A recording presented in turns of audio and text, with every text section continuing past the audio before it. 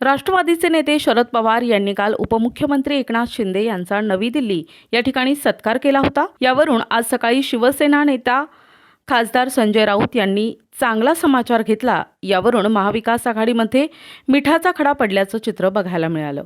यावर भाजप नेते परिणय फुके यांनी विचारलं असता त्यांनी महाविकास आघाडीवर तिखट शब्दांमध्ये टीका केली असून महाविकास आघाडीचा पापाचा घडा भरलेला आहे आणि तो घडा लवकरच फुटेल असं सूचक वक्तव्य केलं। संजय राऊत यांनी एक वक्तव्य केलं आहे जे शरद पवार साहेबांनी या शिंदे साहेबांचा सत्कार केला होता। त्याच्यावर ज्या माणसानं महाराष्ट्राचं राजकारण नाचवलं अशा माणसाचा सत्कार करू नये असं संजय राऊत म्हणाले। काय सांगाल?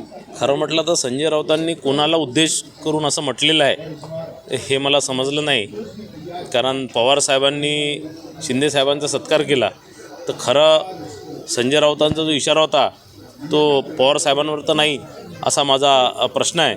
आणि दुसरं, या महाविकास आघाडीचा मला असं वाटतं पापाचा घडा भरलेला आहे आणि लवकरच ते फुटणार आहे, हे तुम्हाला या माध्यमातून सांगतो। प्रतिनिधी राधाकिसन चुटे, NTV न्यूज मराठी, गोंदिया।